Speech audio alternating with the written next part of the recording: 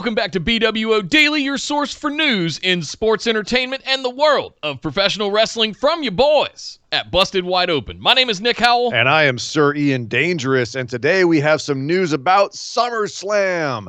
You may have heard it was going to be on a boat.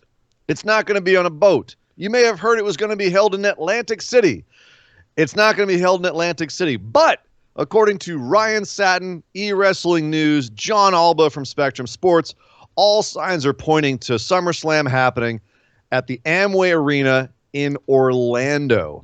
That's right. They're actually going to be in a 20,000-person arena with no people because, you know, everything is still happening right now. So they're looking at baseball and saying, we're going to do the same thing they're doing, and WWE is going to put virtual fans into the audience at Amway Arena. At least that is the scuttlebutt as of right now. They have not put pen to paper yet, supposedly, but it is looking very strongly like that's what it's going to be. And the second that they have it done, we are going to hear about it because they will announce it because they've got, week and a half to get that deal done. And then, Nick, the thing that's kind of freaking me out about this is, let's say they do this, they pull this off.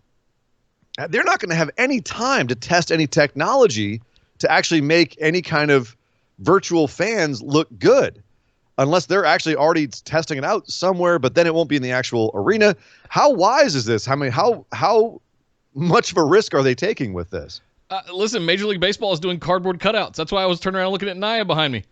Like that's all they're using in baseball, and they're standing those up. So, I mean, why can't WWE do that as well? There's no reason. But if what you're saying is true, they're going to use some CGI, and they're going to put CGI characters into. I mean, you could have anybody at that point, which kind of is hilarious. I think that would be. You could have like an arena full of Stone Cold Steve Austins watching it, and you all yelling "what" in unison. That might be a little bit too creative, but yeah, you could definitely get. I mean, the other question is what. I mean, they've in the Performance Center, they've had some of the PC students out there in the crowd. You know, about 20 or 30 kind of robotically clapping. Yeah. Yay! Wait, a heel. Boo. I'm wearing Bayley's shirt, but I'm going to boo her. You know, just kind of they've been having that thing out there. Will that continue in this arena at SummerSlam? Will they just have that around the entranceway and then there'll be digital fans?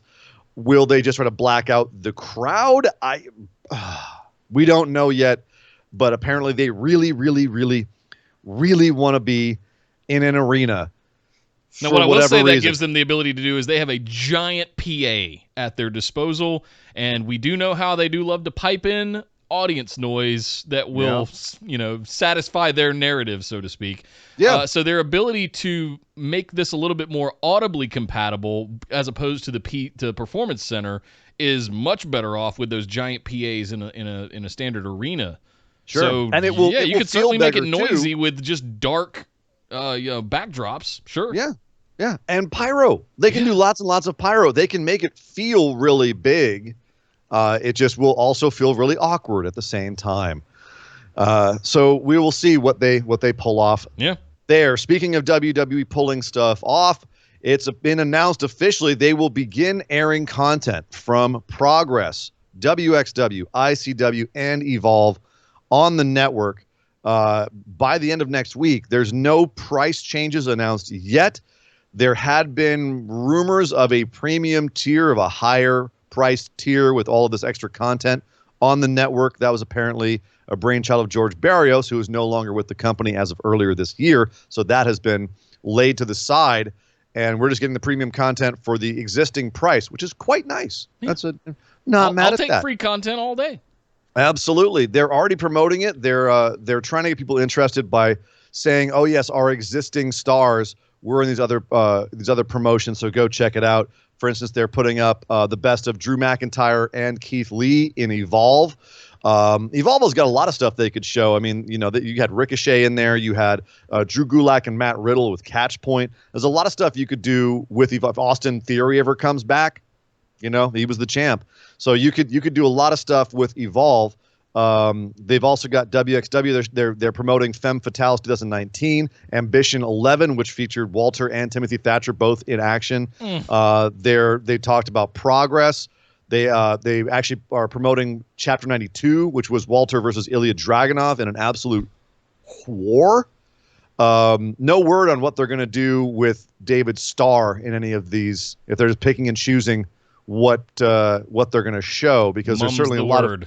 There's a lot of there are a lot of wrestlers who are now persona non grata who were in these promotions as well, and there's no word on if they're going to be editing out that content or just leaving it in, and it is what it is.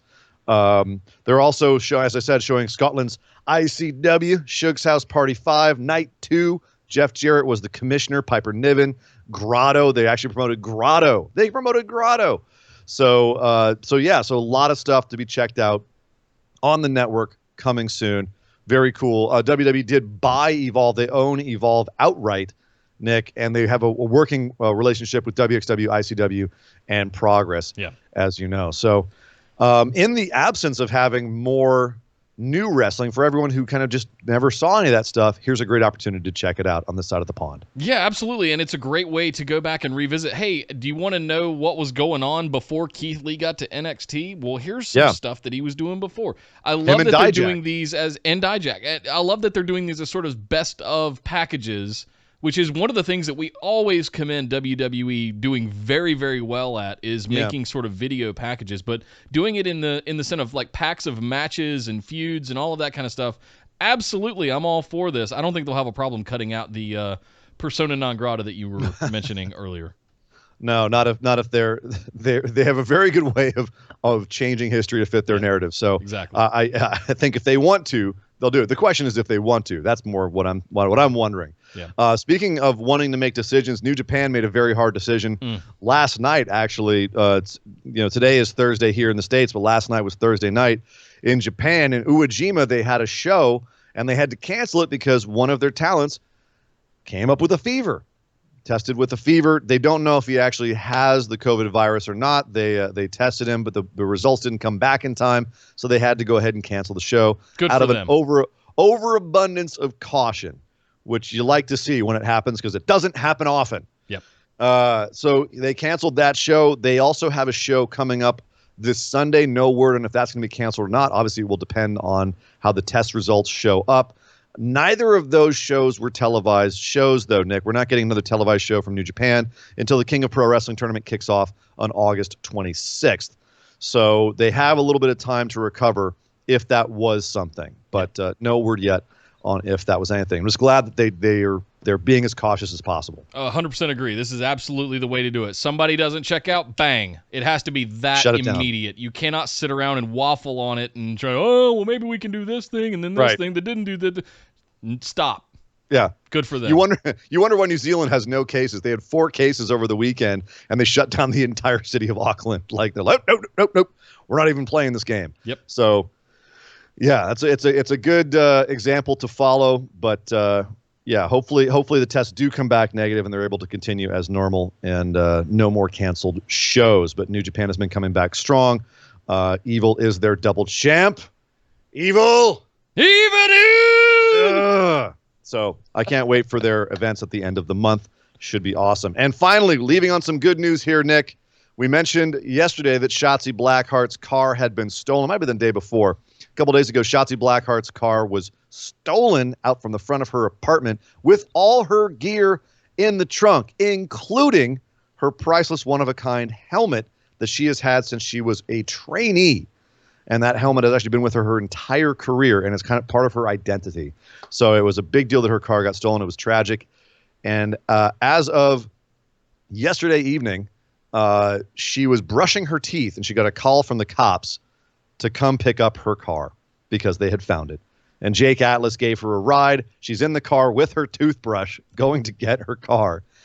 And they pop the trunk, and everything is still there. Yeah, it was a great video. It's on YouTube, guys. Head over and check it out. I'll throw a link in the description below for you guys. But it was really awesome to see her reaction as soon as they popped the trunk. Heartwarming AF. Yes, as how I would describe it. Yeah. It was beautiful. So yeah, so hooray! Everything has ended happily with the Shotzi Blackheart car story. She got everything back.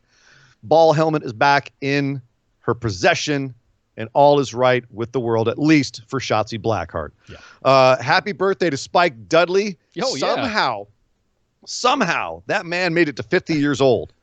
After the horrific bumps that guy has taken. How he made it to 50, I will never understand. But happy birthday, Spike Dudley.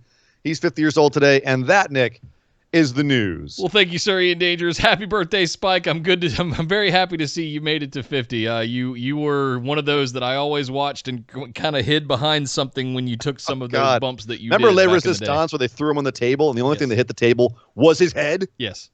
Vividly. Oh. Guys, make sure you get into our Discord community and all of our social medias down in the links below. Make sure you subscribe to the channel right here by pounding that big red button and set your notification to all so you get notified anytime we put up a new episode of BWO Daily or any other content for that matter.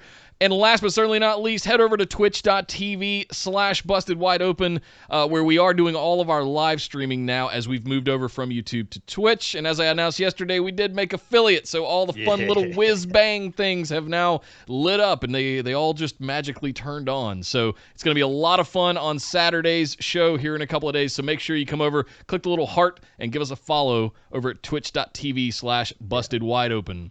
But my name is Nick Howell. You can find me on Twitter at DataCenterDude. And I am Sir Ian Dangerous. You can find me on Twitter at Sir Ian Dangerous. And we will see you guys next time.